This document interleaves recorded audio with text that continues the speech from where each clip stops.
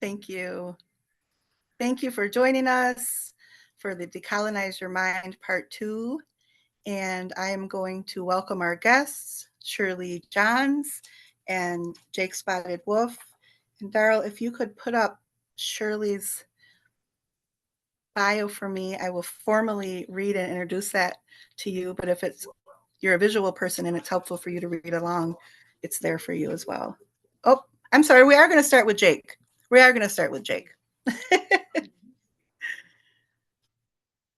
So Jake Spotted Wolf. Uh-oh. Sorry, there's something over my screen. Okay. And this is a part of my learning that you guys can help me with. Jake, if you would come off mute and help me with the pronunciations. Jake Spotted Wolf is? Assiniboine, Hidaza, Hukpapa, Lakota. Thank you. I'm going to work on that. Enrolled in and supported by the? Mandan, Hidaza, Sinish tribes of North Dakota. Jake's family resides on the Fort Peck Reservation in Poplar and Forsyth, Minnesota, Montana. I knew that. Jake is an organizer, writer, speaker, and frontline water protector, establishing their activism in Coast Salish territory and occupied Duwamish territory in the PNW of Turtle Island. Jake led marches through the streets of Seattle with fellow organizer Colby Williams and Danny LeClaire, speaking on Indigenous erasure and genocide. In the summer of 2021, Jake moved to northern Minnesota and resided mostly at Camp Migizi during the Line 3 campaign to shut down Enbridge. There, Jake built a fundraising team, bringing in over $25,000 worth of funds, awesome, to cover food, winter supplies, and building materials to fortify the infrastructure there. Migizi? You got it. Good job. Jake operated as a project manager in that space, working with white accomplices and Native comrades to build facilities that would keep the camp sustainably running as a decolonization space and cultural center long after the Line 3 battle ended. Jake helped institute recovery meetings for individuals struggling with their sobriety as they fought police and community violence that occurred on Line 3. Jake is currently living in, now I should know this one, but I don't say it enough, Wauwiatanon, Detroit, Michigan, working to solidify Native sovereignty and Black liberation as a grant writer and social justice reformer. Jake is a co-founder of the Tachila Collective, and in that capacity has facilitated talking circles and decolonization talks with the city. Tachila Collective was founded in December of 2021 by water protectors who were all active during the Line 3 movement in Minnesota during the summer of 2021. The organization is focused on dispersing mutual aid to Native and Black Americans and anyone who might need help not fitting those categories, who are often missed by social services and resource centers that were not able to catch them. Thank you, Jake, for being here. And you all see some of my learning that's happening right here. And I'm pretty comfortable with it. You know, it's a little embarrassing. And some of these things, Wauwiatanog, I should know, it should roll off my tongue.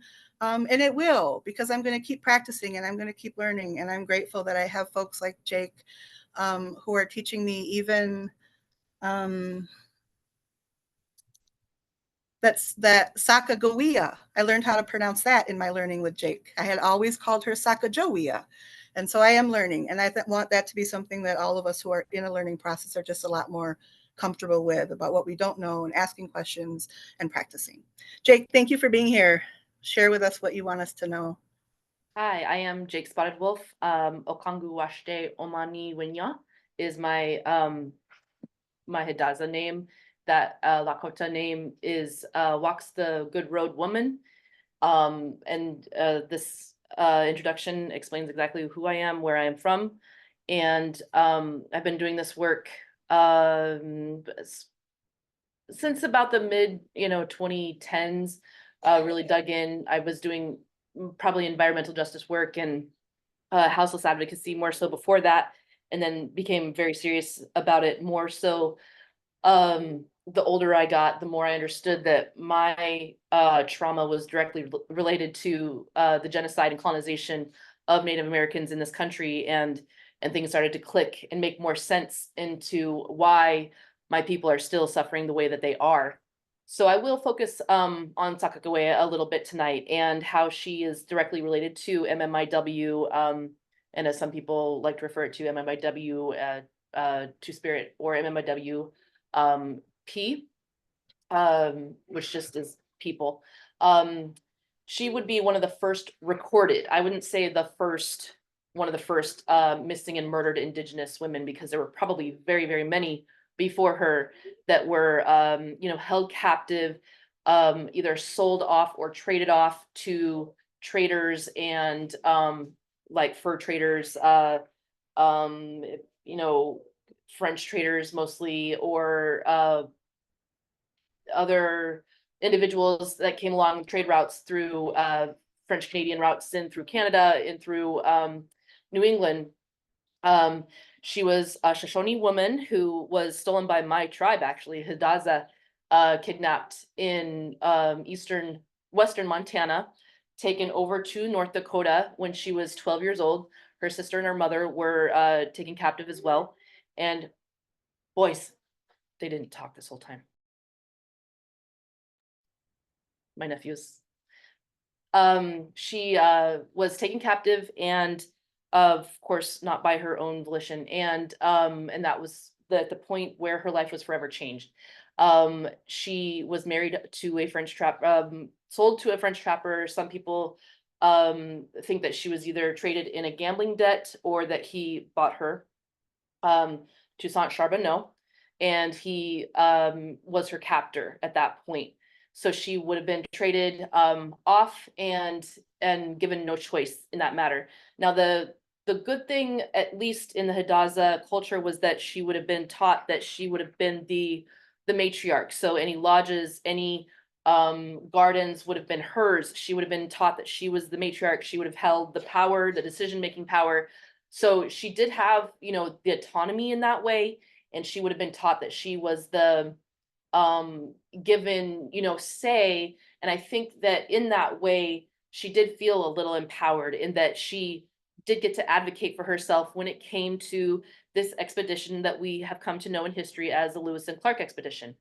And the reason that she's important is because, in as much as in the West, she's given some commemoration and she is the most memorialized where it comes to statues, and or it comes to highways being named after her or rivers.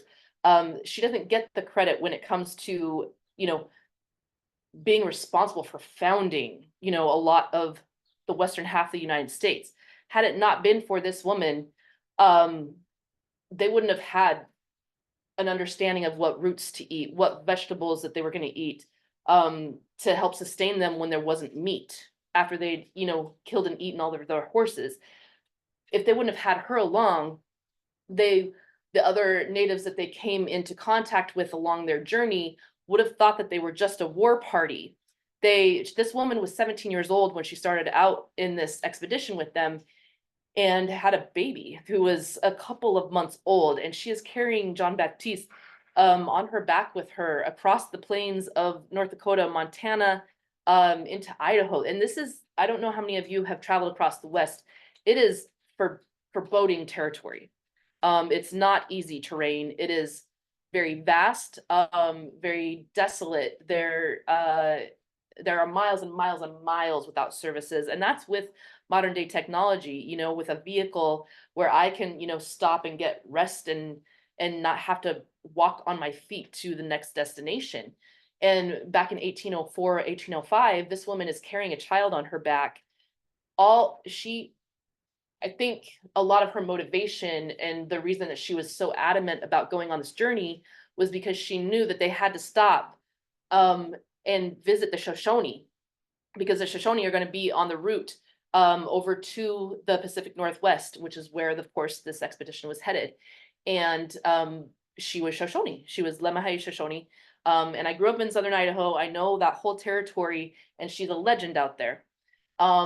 and she wanted to go see her family. She wanted to be reunited with her community, with her people, and get a shot at, resolving this trauma that had happened to her, where she was stolen and taken from my people up to North Dakota, and then taken captive by this French man who she probably had no love for and no desire to be with, forced to have his child, and then forced, in a sense, to trek these people across the plains, um, and in a way, is, I think, solely kind of responsible for the safety of those people. She was, like I said, a lot of people would have perceived that as a warring party had she not come with a baby on her back.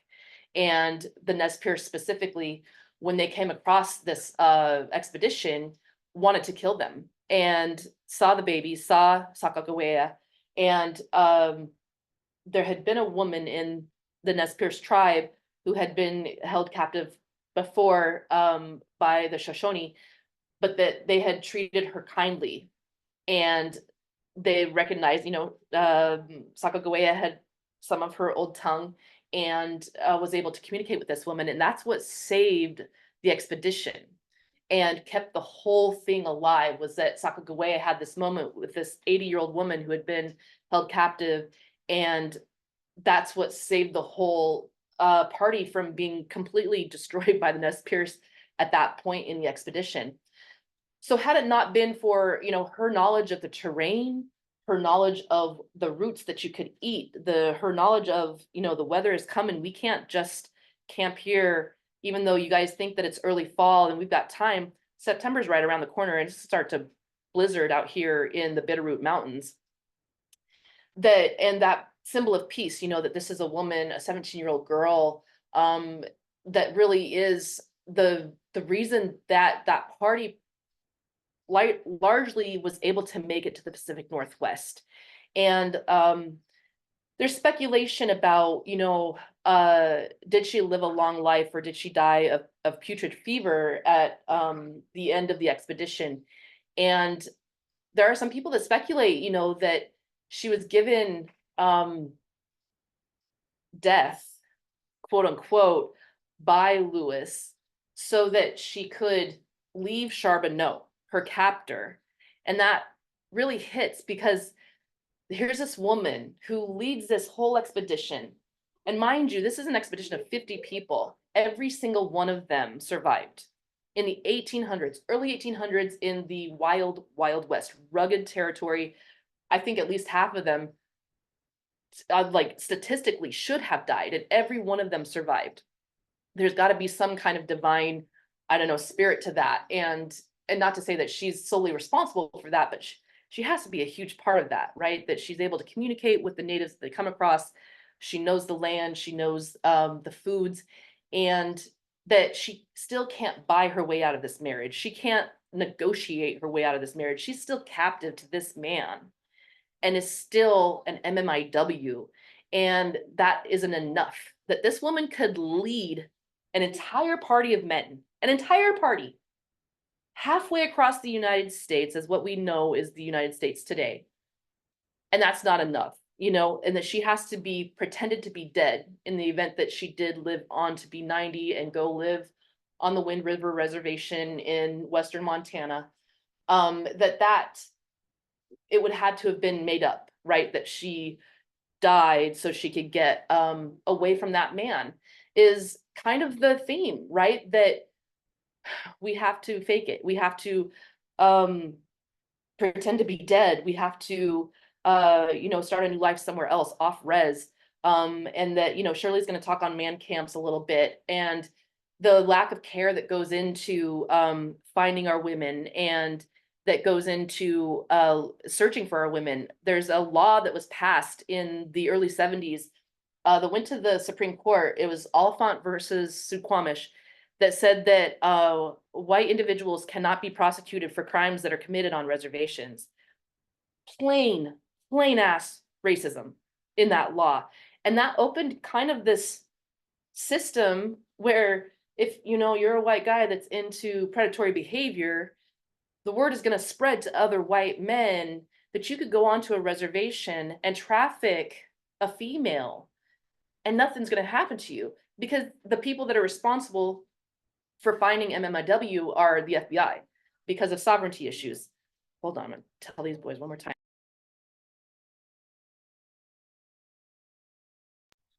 And if you can't, the FBI doesn't want to point out that there's a problem. They misidentify our race. And when you have a whole bunch of natives that are,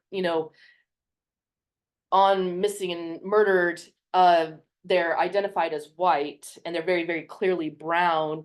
That's the United States government trying to make an effort to say that there's not an actual epidemic of missing and murdered, right? That's one way in that there's this complete erasure and denial that there's an issue, that there's a problem. They don't pour resources into that there's missing and murdered Indigenous people going missing all the time. And because they say that it's a sovereignty issue, that we're responsible for our own laws, for finding our own people, that we're responsible for upholding our own jurisdiction, we're therefore responsible for funding all of the law enforcement that comes with that. Well, all of our funding comes from the United States government through the power, quote unquote, of treaty. And because the United States government perceives us as a joke and always has since colonization began and has never honored a treaty, they don't actually fund any of those services for law enforcement, for jurisdiction, for FBI, for finding MMIW. So it's this continual battle to, for one, get recognition that MMIW is even a problem, and to have it resourced to make sure that people are paying attention. When Molly Tibbetts went missing in 2019, within a matter of 2 weeks, there was a little girl up in Kotzebue, Alaska, was 10 years old. 10 years old that went missing at the exact same time period, who none of you ever heard of. Ashley Johnson Barr went missing and nobody's heard of her, but Molly Tibbetts went missing and everybody heard of her. Why did Ashley Johnson Barr not get any search party, right? I mean, the search party of the locals, but Molly Tibbetts had everybody up in arms, right? A white girl from a college town goes missing and it's a national crisis.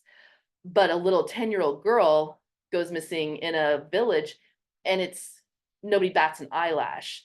And that is so common in reservation spaces and in these rural areas where, again, it is known that you can traffic and that you can come in and just quote unquote pick off Native peoples, and law enforcement isn't going to do a thing about it, that it's a commonplace. So it's more of Pocahontas would also be another MMIW, yet she's romanticized in Disney and given this that's why we get so up in arms about that she's just tokenized and looked at as this effeminate and gorgeous, Indian princess.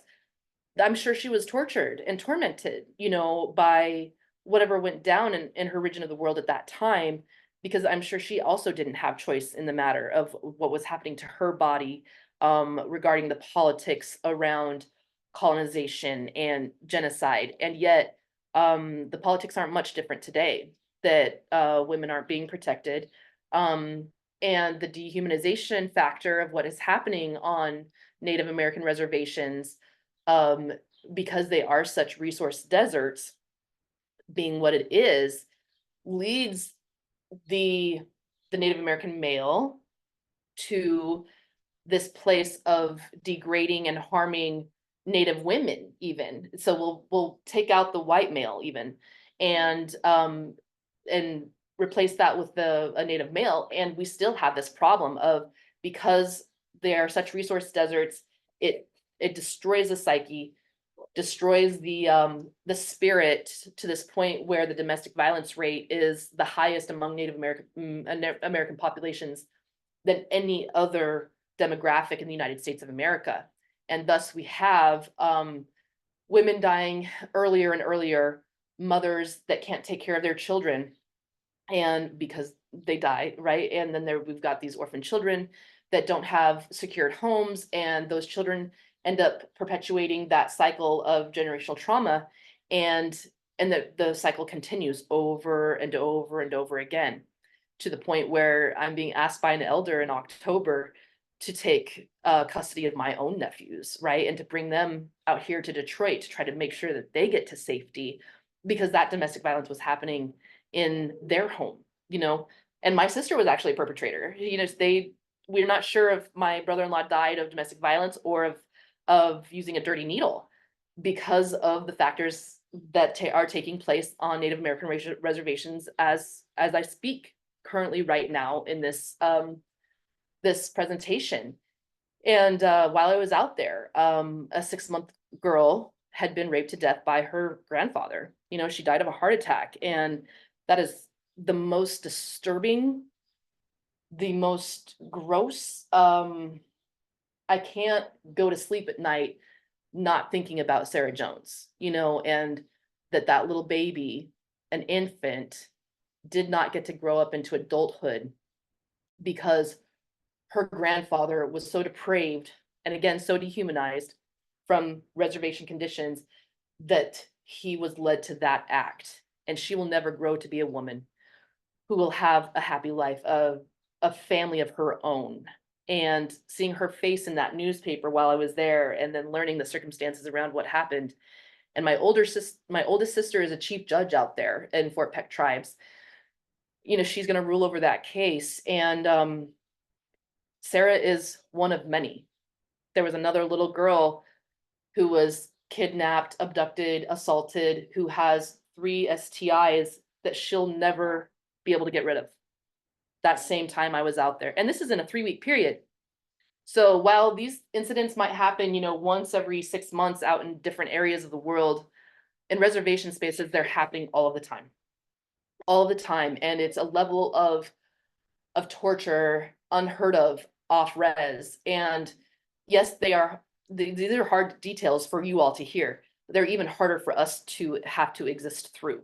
And I had to make that choice of, do I raise these children in their homelands, in our homelands, where they've never existed outside of, right? Our bloodline only runs there for them. And do I take them out of that space where our culture, our language, our traditions exist, and expose them to westernized white culture out here and possibly damage them?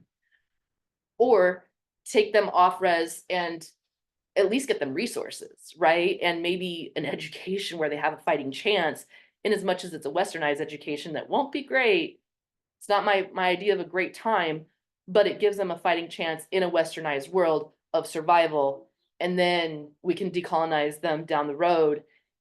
And then we can go back and do the work of breaking that generational trauma back on the res when they're adult men, you know? And that's the choice I had to make, was to bring them out to Wawiatanong, give them a shot at upward mobility, give them some therapy, get them the resources that are available to me here that are never going to be available out there, and hope for the best.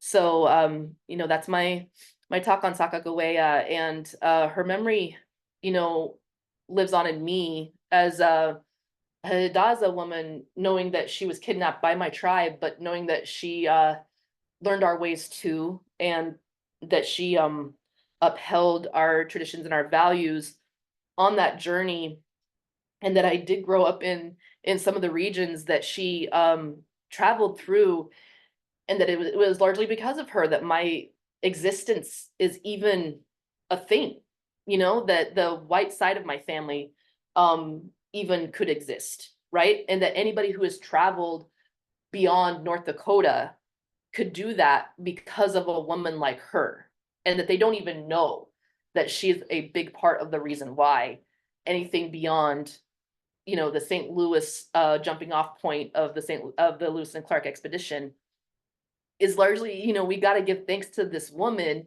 who, of course, the men get all the credit for. And, you know, she, incredible female historical figure that deserves a lot more credit than she gets. I would give Memorial Day over to her, you know, and Veterans, or all of the holidays, just if she got that recognition that she deserves, for being the warrior that she was, and the formidable incredible feminine figure in history that doesn't, in as much as she's memorialized in some circles, is not nearly memorialized as much as she should be, but that she was very, very much a missing Indigenous person needs to be recognized. So thank you for your time.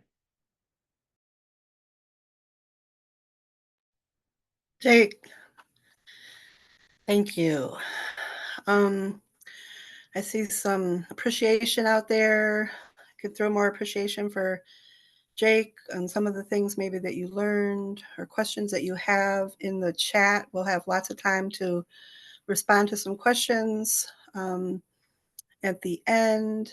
And Jake knows so much and lives so much and talks so fast. And so I know that we have heard a lot, taken in a lot in what she just shared. And before we move to Shirley, I'm going to ask Darrell. I came across an artist on Facebook the end of April or May. It was one of those kind of, this was an accident, no, this was the universe that brought us together moments. I don't remember what state she's in. I saw her art on Facebook, and then I reached out to her and asked if I could share her art, and had some really good communication with her on Facebook messaging. And her name is Nyana LaFord. And Darrell, do you see that link to share? If you could go to that link, I'd like us to take a moment of reflection on what we've just learned from Jake, and look at some of these beautiful portraits that this artist made to honor the lives of many of the murdered and missing Indigenous women who she became familiar with their lives, either people that she already knew or people who reached out to her once they knew about this work that she's doing. And I'll share this website to you.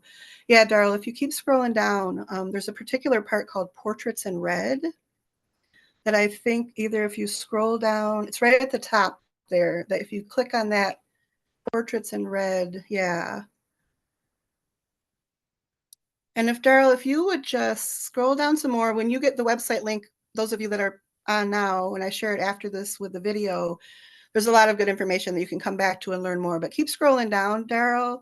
You're going to come to a section that's kind of even a little further than this here. And if you would just click on the first photo there and kind of just click through them, give us enough moment to engage and maybe see the person's name. But let's take a minute or two to just look at these photos. These are missing and murdered Indigenous women, girls, and Two-Spirit that she represented.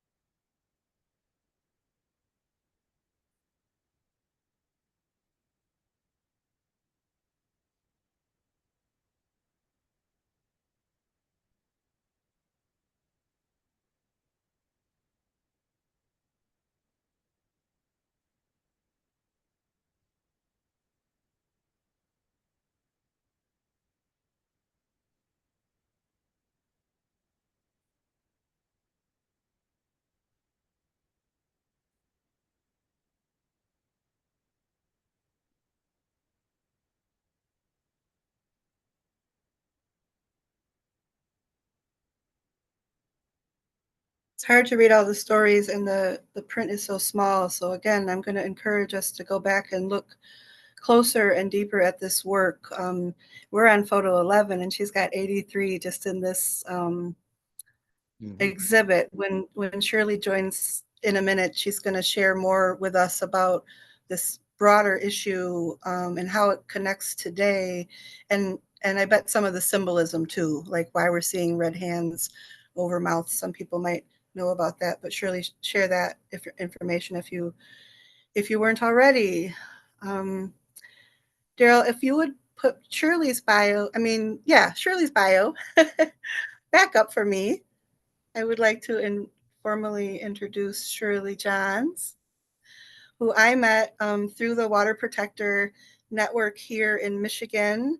I was at an event a couple, maybe 3 months ago, at a bookstore in Southwest Detroit at a water puddle, which was the first gathering of many different water protectors, particularly in the Metro Detroit area, but also folks in the Upper Peninsula, and some people came from out of state, and some people joined us on Zoom. And that's where I first met Shirley. Shirley was joining us on Zoom, and Shirley was speaking particularly about man camps and what's happening in Northern Michigan. And so I connected with Shirley and thought that was important information that was tying in with some of the things that Jake and I were talking about. And so Darrow's going to bring up the bio for Shirley, which is short and sweet. And we will get to know more about Shirley in the future, because I'm sure she's done more than this. But she decided that this was good for now. She belongs to the, help me with pronunciation, Eastern Band. Salagi, which is Cherokee. Thank you. She's been a water protector and land defender. That also, I wanted to capitalize. I was moving too fast. Since the partial meltdown at 3 Mile Island in 1979. She is a social worker counseling family violence survivors, homeless and underhoused.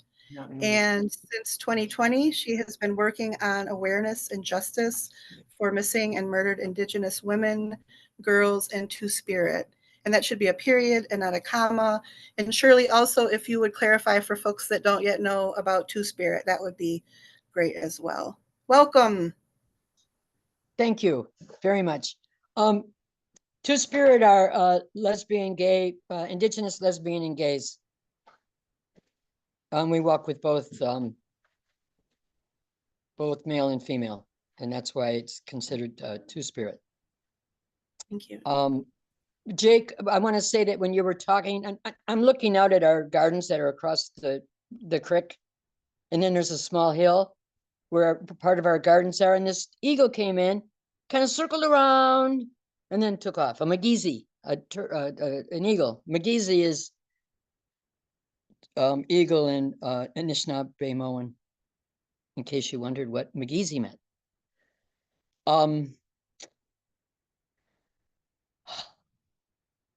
I want to either blame or thank this woman named Paula Antoine, who's Rosebud Lakota, Dakota, who's been doing MMIW monitoring in North Dakota and South Dakota for over 25 years when the original Keystone XL pipeline was put in. And she is a wealth of information and shared with me a lot about how to proceed here with line 5 in the tunnel. Anyway, I just need to acknowledge Paula Antoine. It is difficult to show statistics about the quantity of murdered and missing Indigenous women for many reasons. One is that it's reservation, and so some missing women go unreported. The young women who are missing are sometimes considered runaways, and they put the file away.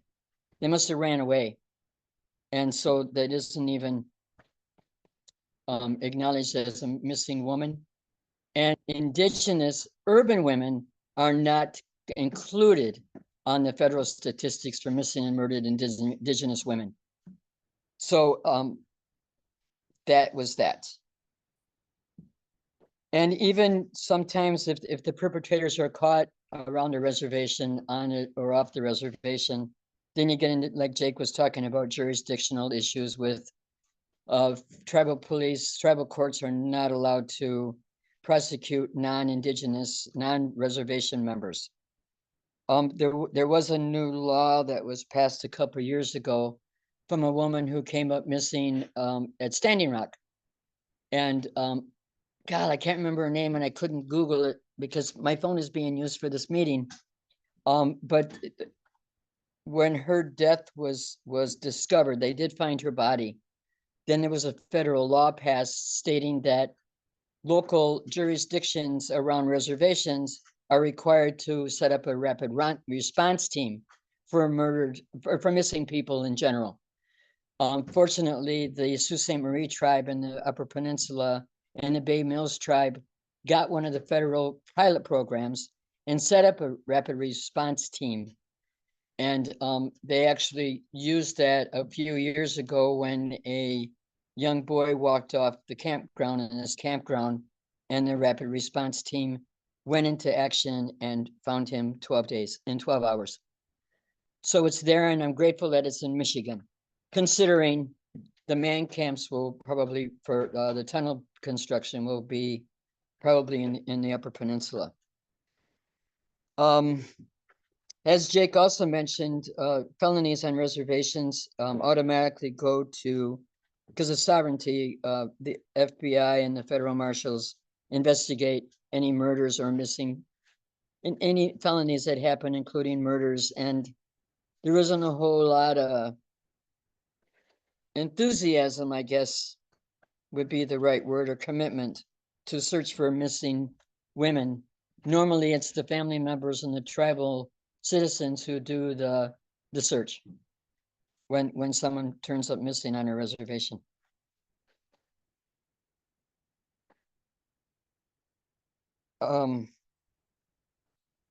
One of the things that I can show you, however, are the statistics of the 60 to 80% increase in missing and murdered Indigenous women and girls when there that happen around fossil fuel development and resource extraction.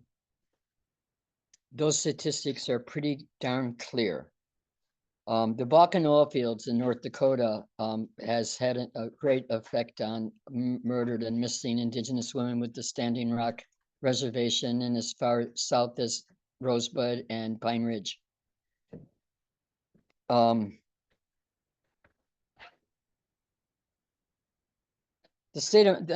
Locally, the state of Michigan is rated number 5 in the country for sex trafficking. And it's probably because we're near a Canadian border. Detroit, Windsor is a hub for sex trafficking, and so is the Mackinac Straits. Because of Mackinac Island, it's a hub for sex trafficking. It's easy to get for a boat to come into Lake Superior, Lake Michigan, and pick up women and put them on their ship, and cruise ships or freighter ships that come in from other countries and pick up women and take them on their ship out of the area or dump their bodies overboard.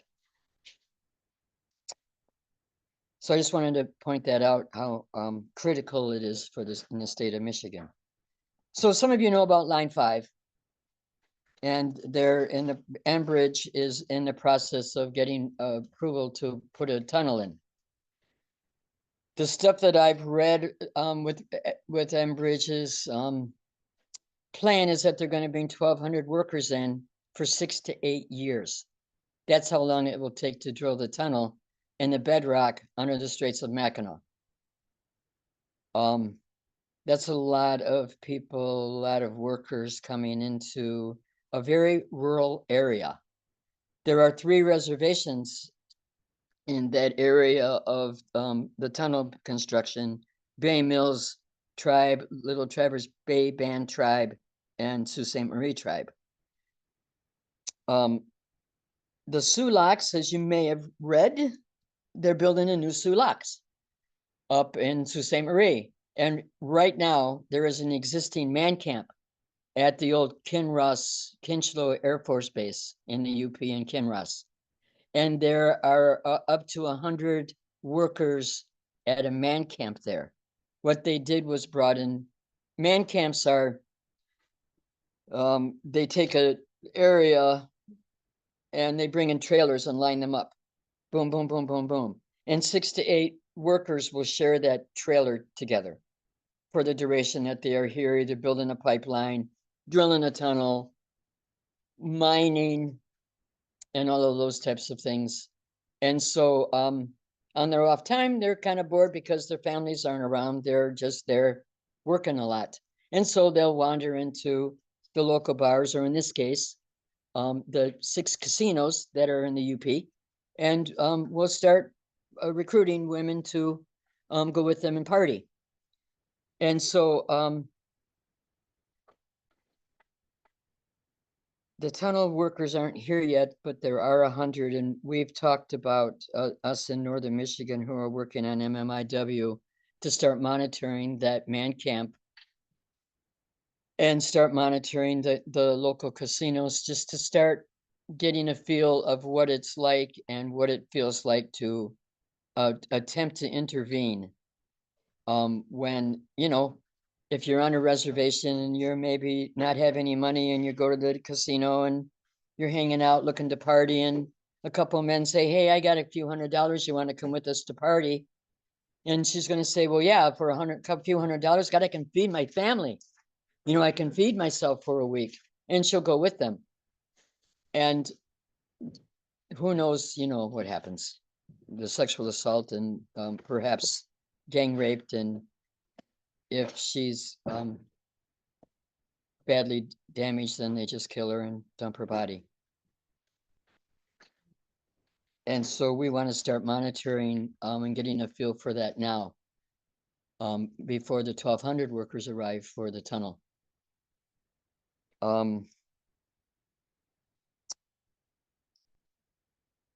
I want to talk about a particular case that is an exceptional example that happened in Michigan. In January of it's down by you, Monroe County. A young woman from the Saginaw Chippewa Reservation in Mount Pleasant, Kayla Sadowski, was discovered missing in January of 2023. In March of 23, they found her body in an abandoned building. She had been tortured and wrapped up in that. Nothing was really being done until some advocates for MMIW down there called in the federal marshals, and they did the investigation and found the 6 people, 3 men and 3 women, who lured Kayla there and shot her and tortured her and wrapped her body in a tarp. Some of them had already fled the state, but because they were federal marshals, they had jurisdiction to go get the people who were out of state. They were all convicted, found guilty. The ex-husband was one of the people, and he is now serving life without parole. 3 others have been sentenced to up anywhere from 12 to 35 years. Their sentencing is going on as we, you know, this was just Thursday that some were sentenced. So, but what's unique about the case, first of all, is that she was an urban Indian, and that very rarely gets attention or gets any type of statistical information. The fact that they caught the perpetrators, that's the other unique thing, and that they were convicted, that there was actually a trial, and they were convicted of murder, premeditated murder. Some were convicted of second-degree murder and, you know, accessory after the fact and all that kind of thing. But it's just amazing that that happened right here in Michigan, and that Kayla's perpetrators were all convicted. So it's a good thing.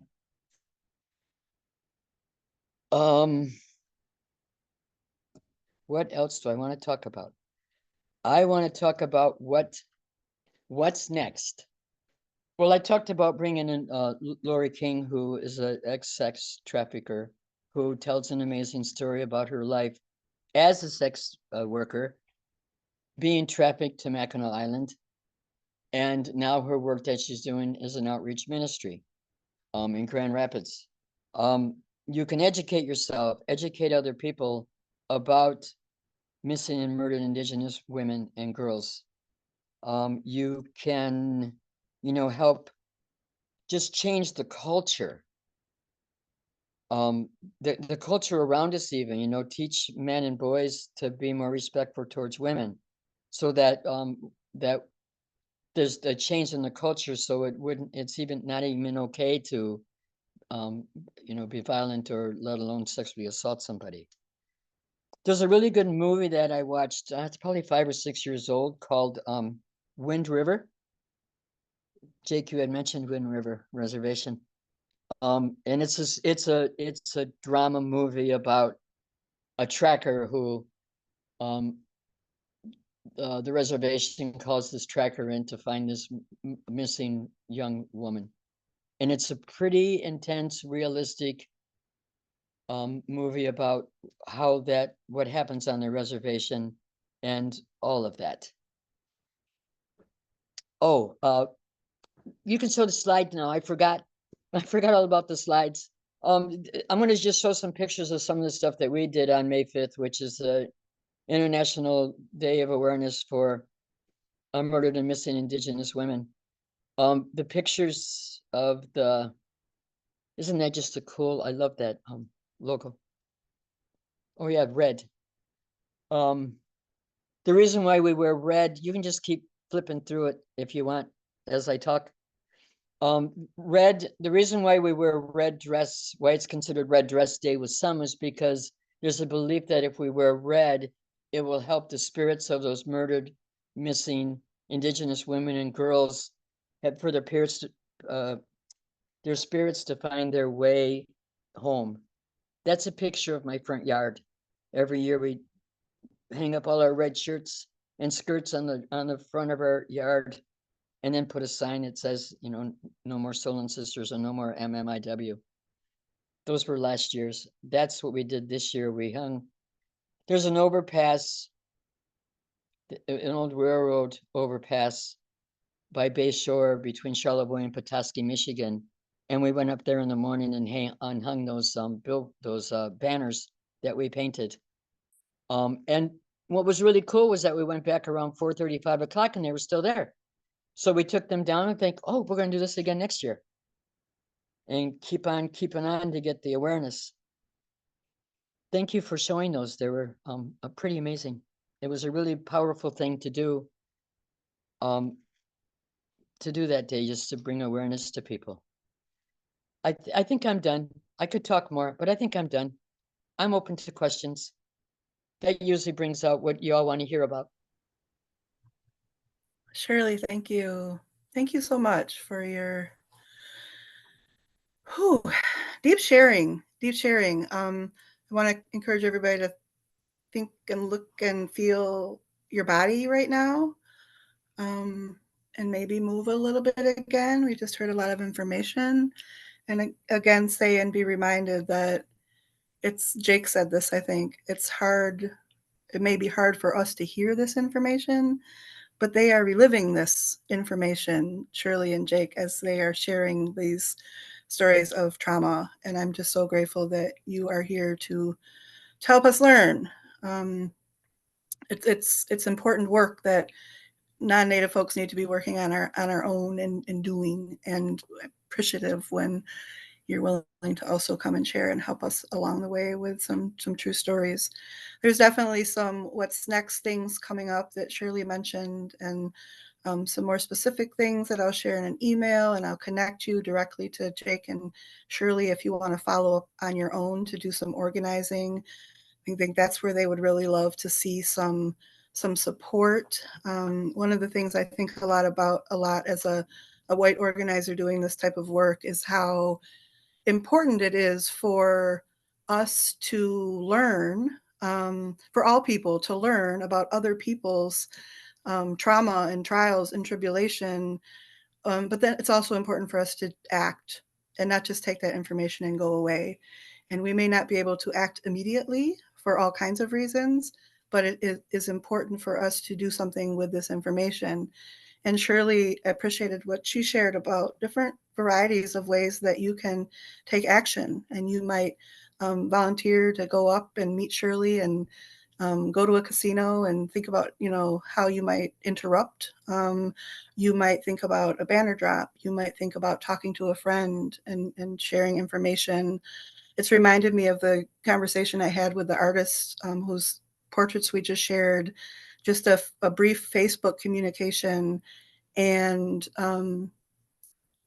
so grateful that she somehow felt me and trusted me quickly and was comfortable in sharing. But a piece of what she said is that we have to be careful about the sharing, because there's folks that are watching us, and there's folks with big money that are making some of these things happen, and they don't want advocates to be speaking up. And she said something to me about how she's glad that there are a group of silent women moving to make change.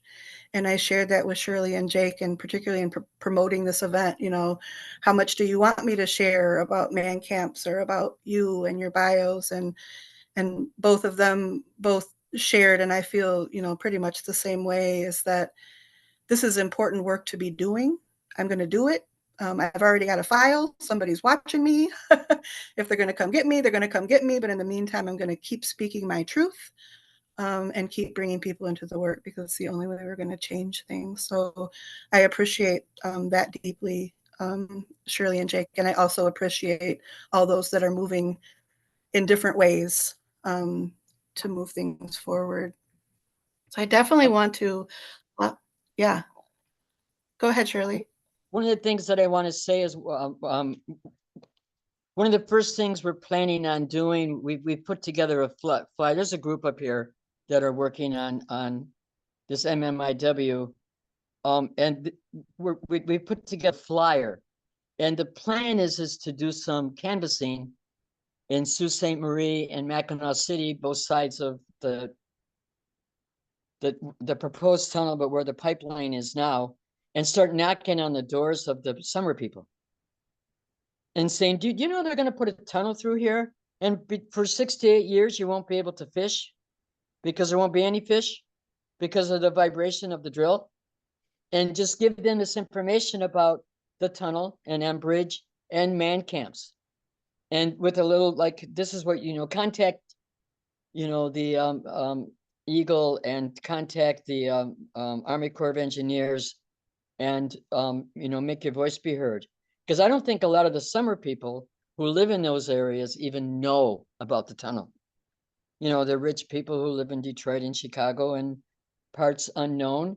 And so that was one of the first strategies, is to get the rich people to speak about this. Maybe not for safety of Indigenous women or even safety of the water, but if they can't fish and they come up here to fish, okay, I can use that to get them on our side, whatever. That's what I wanted to share. So I'll be getting emails or something for anyone down in your area who want to come up and do some lobbying and some caucusing. Yes, Cool. yes, that's something I want to try to encourage folks to do.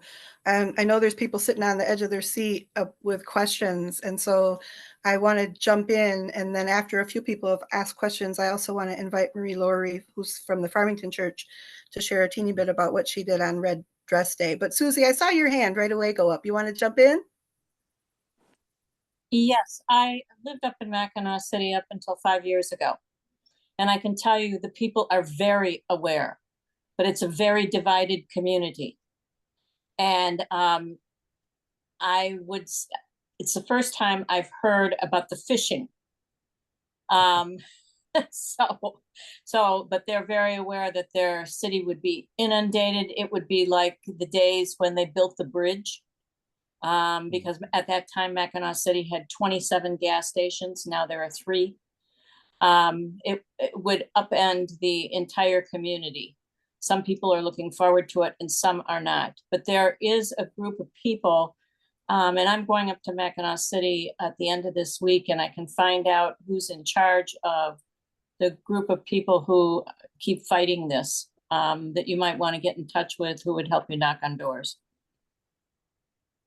Cool.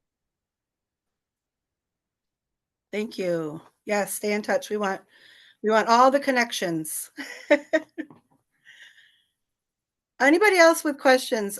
Just raise your hand in the chat or put something in the chat. I'm looking back at the chat right now. I'm seeing that Jake posted she thinks the actor, if I'm remembering correctly, the main actor in that movie became an MMIW herself in that Wind River movie. Shirley, I don't know if you know anything about that. something to look Wow. closer at. Misty. Susie Safford said there's also the book from 2019 called Highway of Tears by Jessica McDiamond, a story of racism, indifference, and pursuit of justice for missing, and it jumped. It's hard when you're reading things and then the thing moves. Missing and underfed Indigenous women and girls. Larry Works says St. Ignace is extremely divided as well. Jobs are hard to come by outside tourism.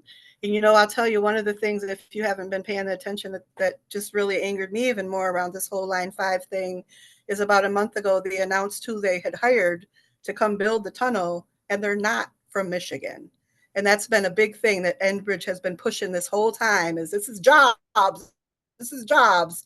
And then they hired 2 companies from 2 different faraway states. So that was super frustrating. Any more questions, comments, information to share? I know we got a lot of insightful, knowledgeable people right here with us. I would include that law enforcement oftentimes is in on it. When I was on the Line 3 fight and living at a resistance camp in 2021, you know, trying to defend that water, law enforcement was oftentimes in on the trafficking. They are not there to protect the Indigenous women. They do not care. They are there to help along the trafficking because it's all these like small rural communities where good old boys are protecting good old boys, and they will protect the predator because they are the predator. So it's not uncommon that law enforcement is helping this along, and that we can't go to local law enforcement even if they were there to help us along, right? Like there's no protection no matter where we go. And many people I'm sure might think to themselves, well, why don't they just take it to a different cop somewhere else, like the nearest one off res? Because they're in on it. You know, it's like we can't. There's no no help outside of community is really what it comes down to. And Native community is doing what they can, but we are very, very under-resourced and highly traumatized, you know, when it comes down to putting all of our mental resources into finding people. Cole brings plenty. He's a male, but he was just found a month and a half ago out in Haskell, Kansas, or Haskell University is where he was going to school, found with his braids cut. It was considered a suicide. We all know it was not. It was pure racism, but they took a week to find him. And you know, it was very much, we know, like a hate crime, you know, when it comes down to it. And he was his murderers were protected by law enforcement. We know that, right? And the Native community knows what the nature of that was about.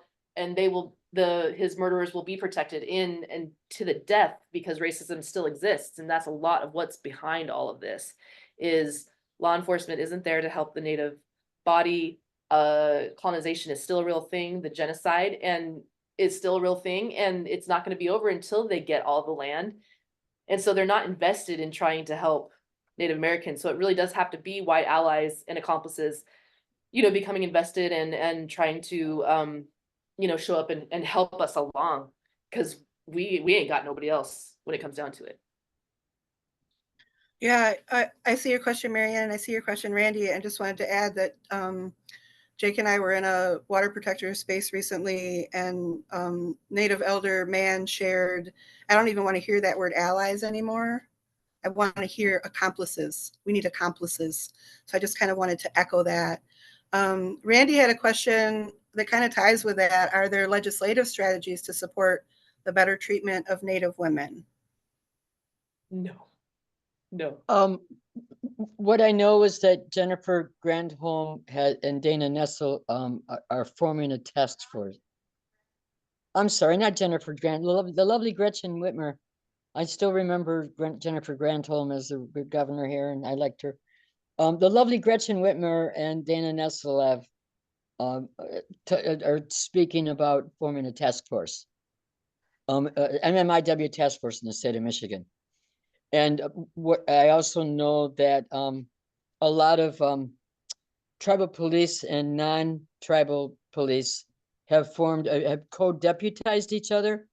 This has happened with the LTB band, the Little Traverse Bay band, and the state police in Mackinac County have deputized each other so that if there's a perpetrator on the reservation, runs off reservation, the Mackinac County can hold them and detain them, and vice versa.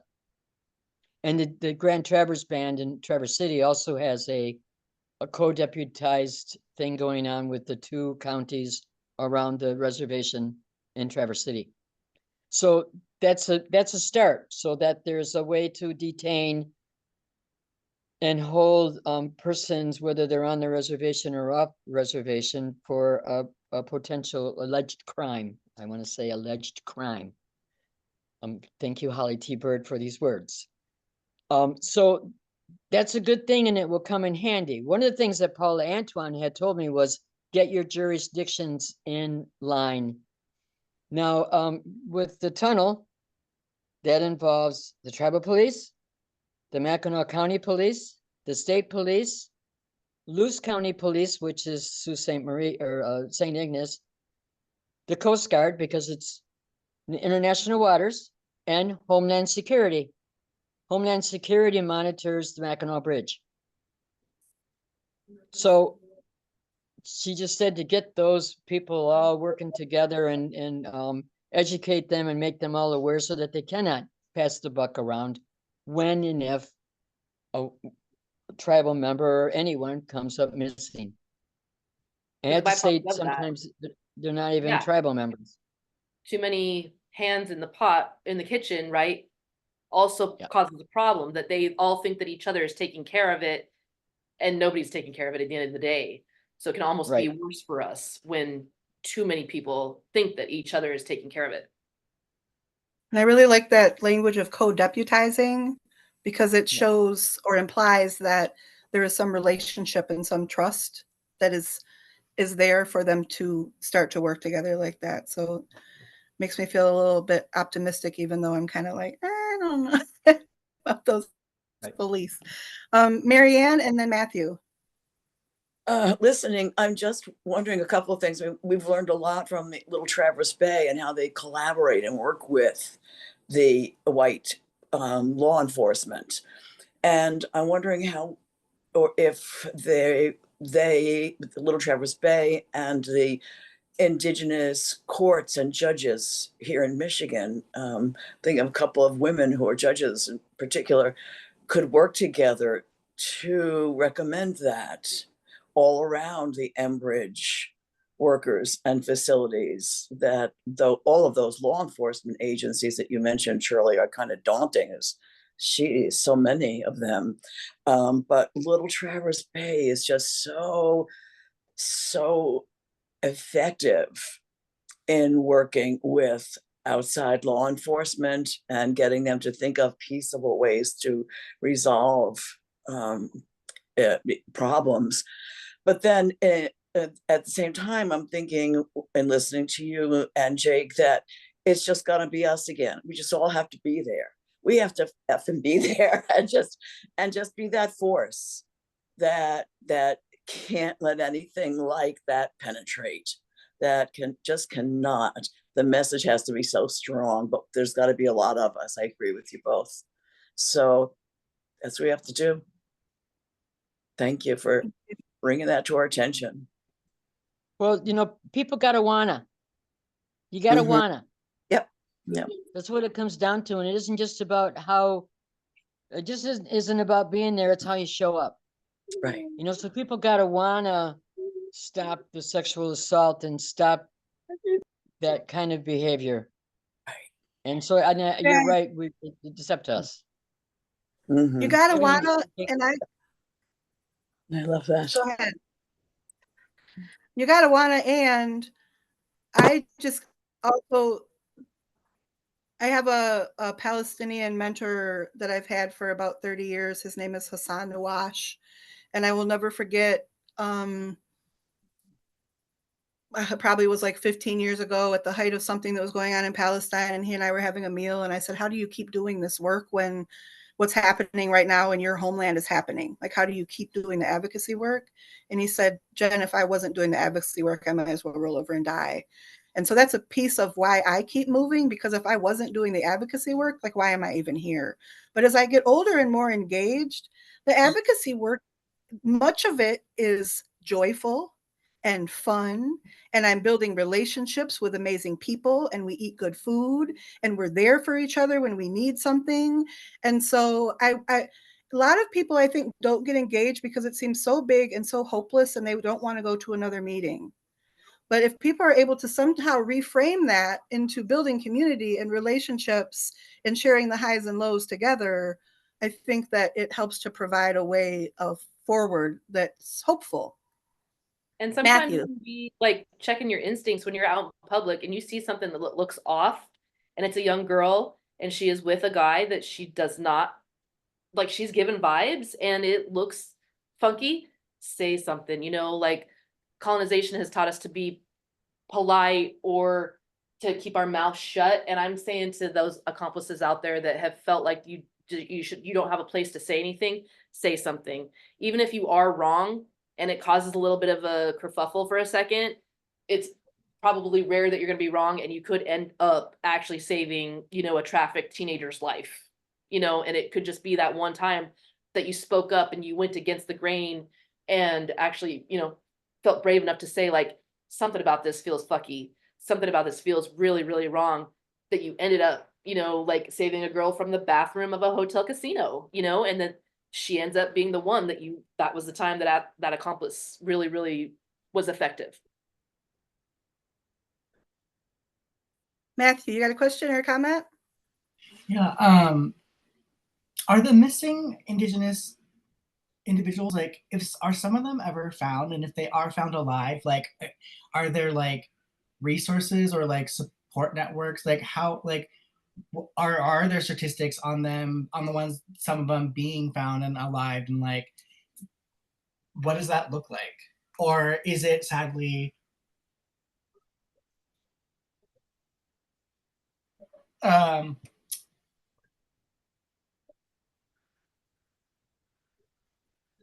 like, sorry, missing means like gone.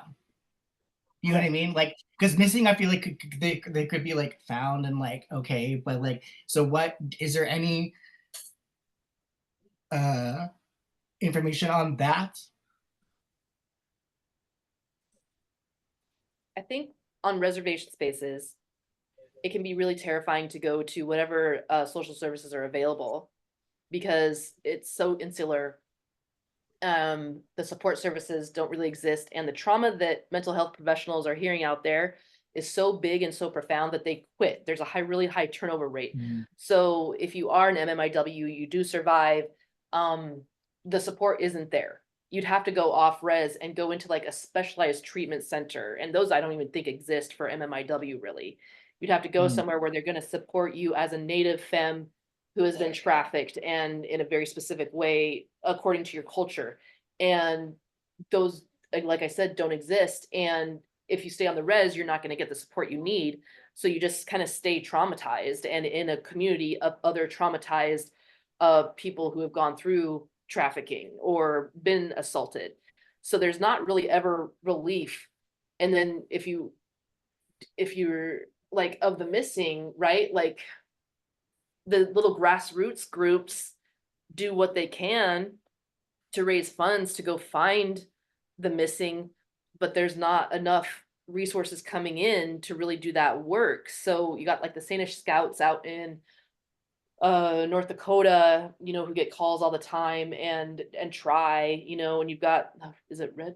It's that Red. There's a motorcycle club that, tries to do that. Yeah, Red Rum.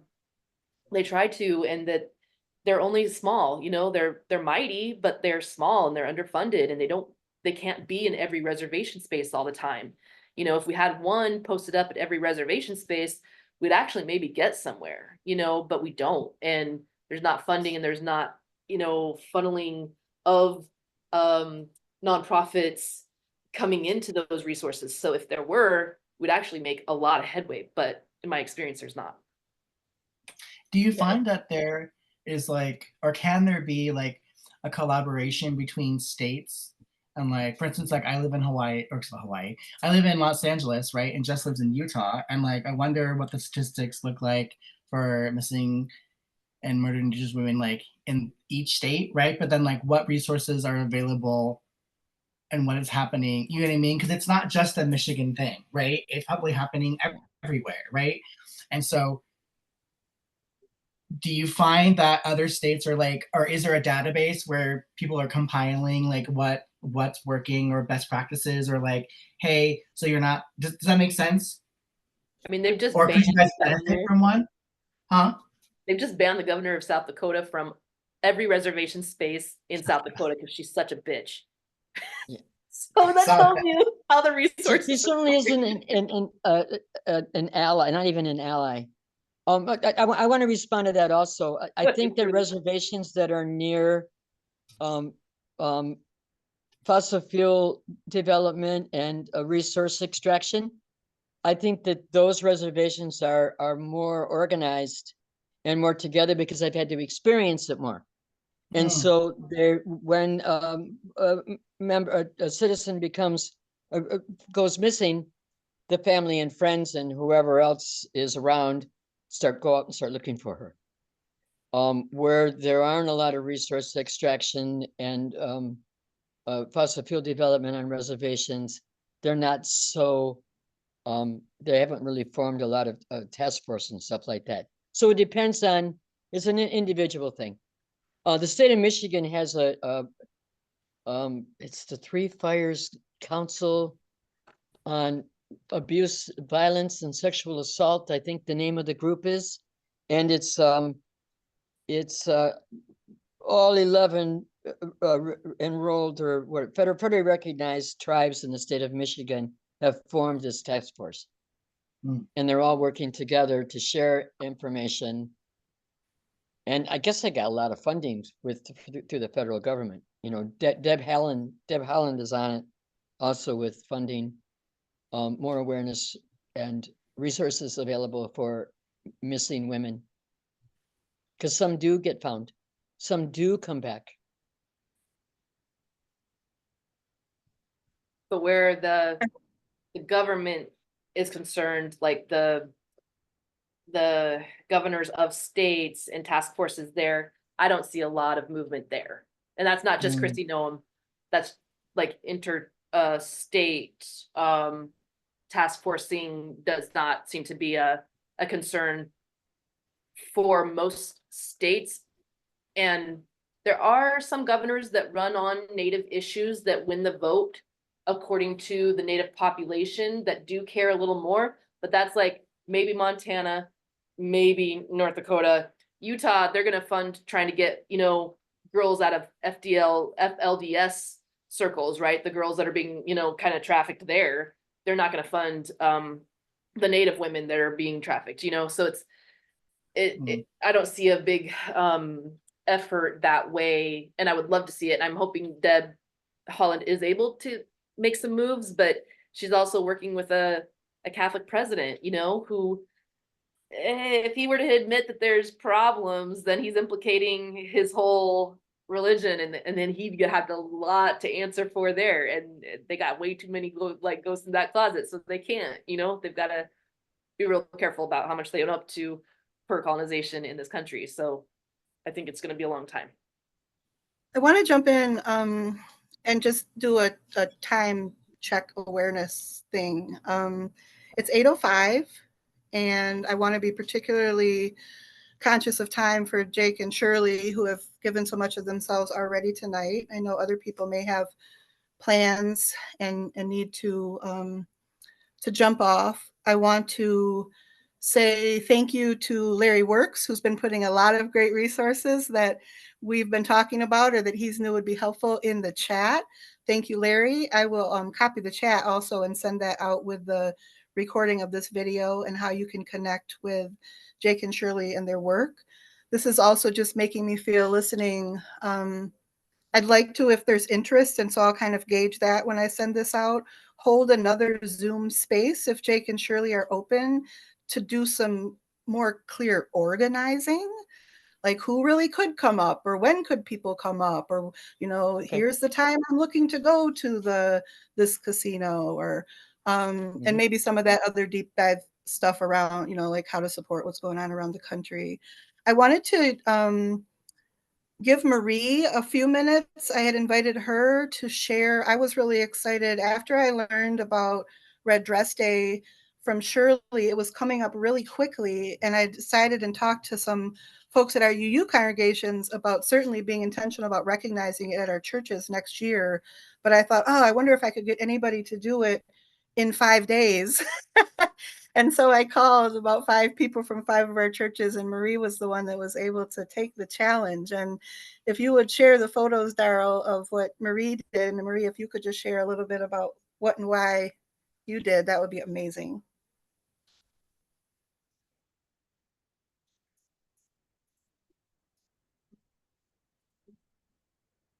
There a photo of the exhibit, or? I can't hear you, Marie. Oh, can you hear me now? Can you hear me? Yes. Yes. Great. So I just, I discovered I have far too many red items of clothing. Hung up some in the church basement, went online, found some stats, some information, tried to make a display just to raise awareness. I asked the minister at the church, and she was gracious about reading what I had written, a short statement at the beginning of the service. I feel very insignificant in having done this, but it feels like I felt like I was at least sharing the information I had. So, and that's all I can really do at this stage in what I know. So I shared what I know, tried to get people interested and aware of what's going on, and hope. And I know I talked to a couple of people who showed interest, and we'll be bringing it to. We have a Save the World group, a group that meets once a month to learn. We'll be learning more, doing more next year. So planting seeds, and I think that's the first thing you have to do is plant the seeds, get people interested before they can take any action. So. Marie, I see some people trying to read the small lettering. Could you send me those files and I'll share them out to people? Absolutely. That would be awesome. And thank you for doing that. One of the things that's been challenging for me in my work with Mooshin and social justice work and bringing things to our congregations are things around timing.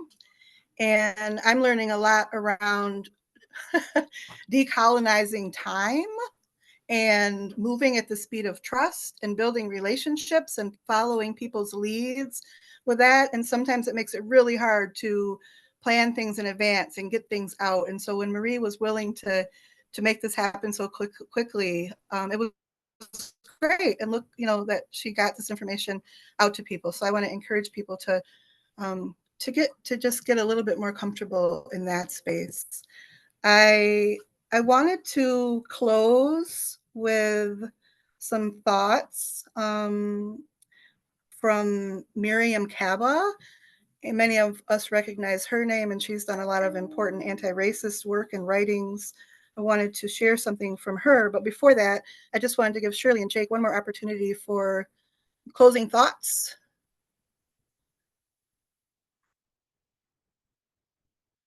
Oh, and in the closing thoughts, Jake, Marianne in the chat asked if you might give an update. You had shared in the last one about your nephews coming to live with you. She wondered if you'd like to give an update.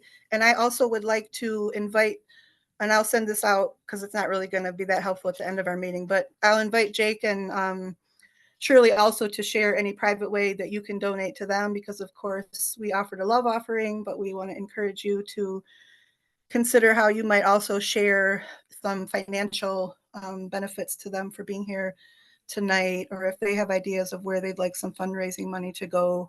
Some of our congregations do plate collections and things like that as well. So we can talk about that as we move forward. But Jake and Shirley, anything else you want to add? One of the things that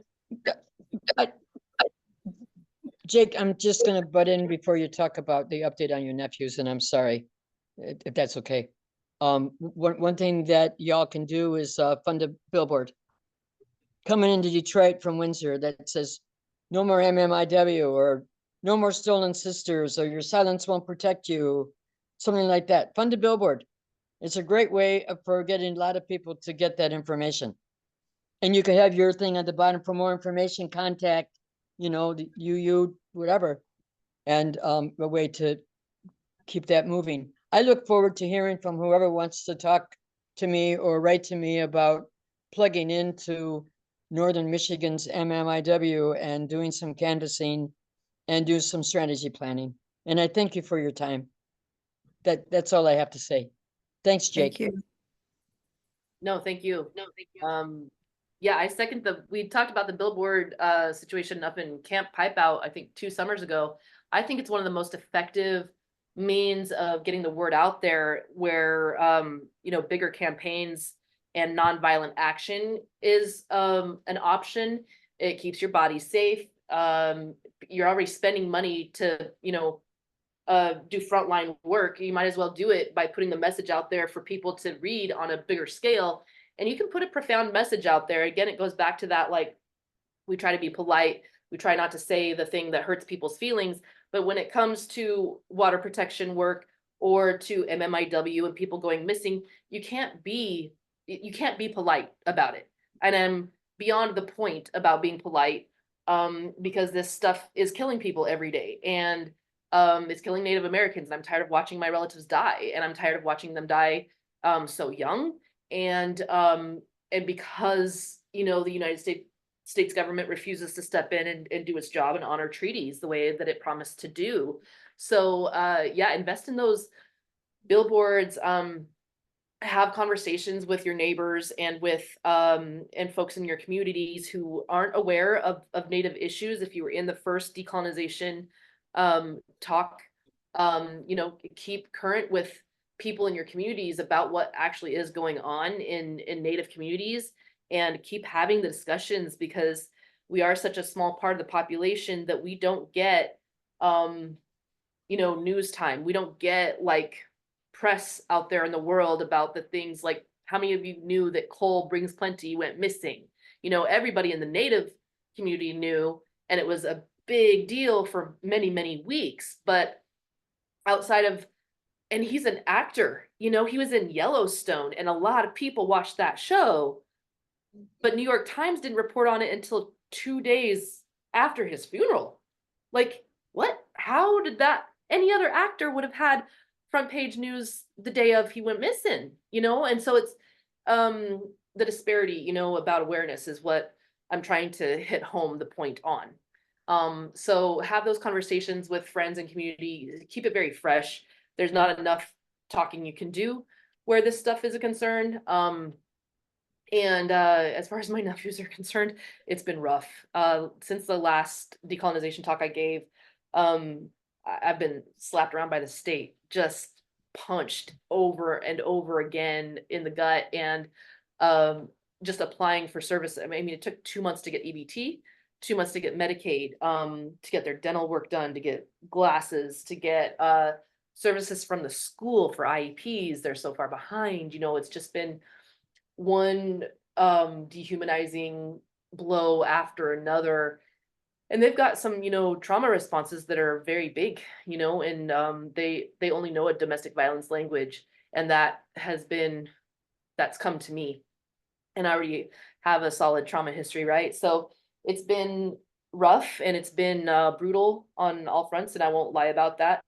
And we are doing our best. I'm doing my best, and I continue to shake the state down, mostly because I'm disgusted by them, and I refuse to let them walk away at this point. They caused this problem with these children. It's because of colonization, because they refuse to provide resources in the first place, that these children are in this situation. So they're going to take care of these kids. I am going to enforce that, and they are going to pay up. I want to make that happen. And I'm working 10 hours a week. I'm still filing for disability. I'm in a disability appeal right now. I'm grateful for any talks, that have come my way that people have asked me to give, and for mutual aid donations that have come my way. Those have floated us every time somebody has sent me, $30 or $200. That has gotten me, that's paid the DTE bill. That's helped get the car, repaired.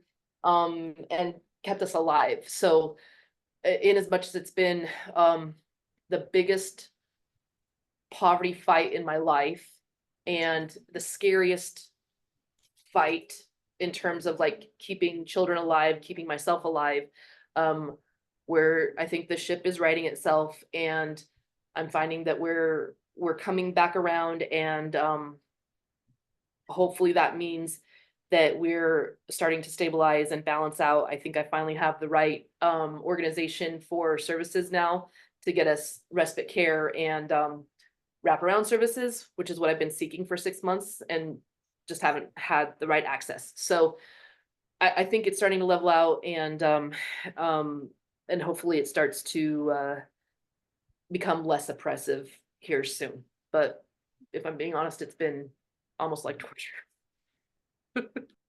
It's been very difficult, I'm sure, and I've heard of some of the pieces of the difficulty, but I also want to share that I have observed in real personal time some amazing moments of joy and love and communication and conflict resolution. And the boys are wonderful, and Jake is doing beautiful parenting, and she has a support team, and she needs a bigger support team, and she needs more money and more resources. But it's so cute to see them together, and it's so cute to see the little one saying, "Auntie, auntie, auntie, auntie," about everything all the time, and she's just trying to finish a sentence, and he wants her to watch him, like kids want you to watch them throw the ball or get the hula hoop through the other hula hoop. And it's a beautiful thing to watch, and I'm so grateful to have a friend like her who has been able to support her sister and her family in this kind of way. I want to end us out because people are slowly leaving, and people need to go, and we all need to go, and we're going to do more of this work together.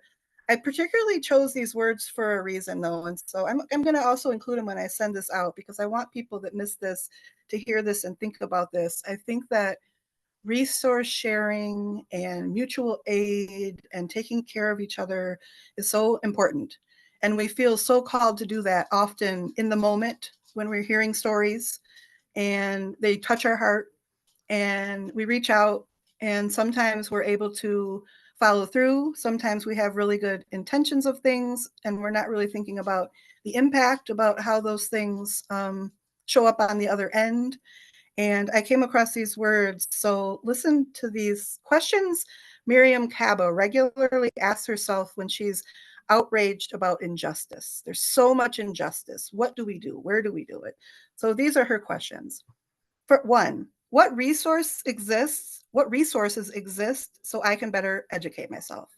So I think tonight we've done a pretty good job of coming here and learning, and we'll continue our learning. Two, who's already doing work around the injustice?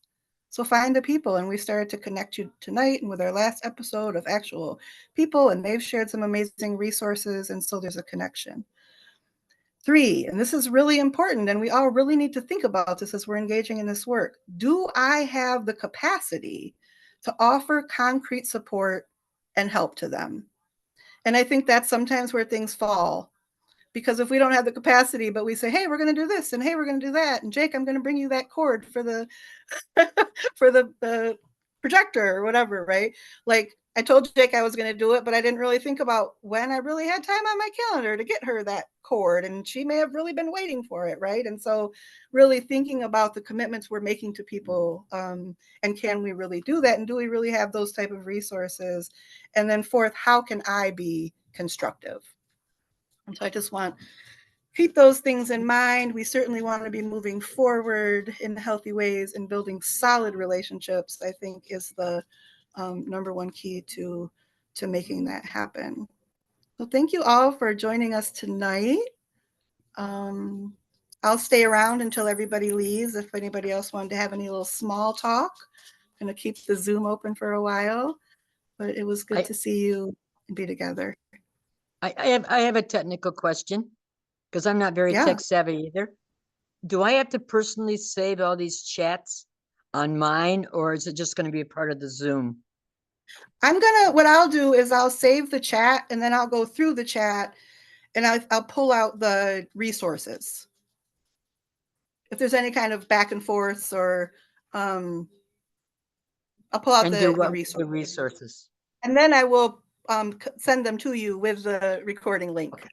And it'll probably Okay. take 2 or 3 days, 2 or 3 days to do that. It won't happen tomorrow. But Don't worry about it. When the next thank week could be great. Couple of you, Thank I already sent some Facebook requests to Daryl. I couldn't do that with you because it's only a first name. So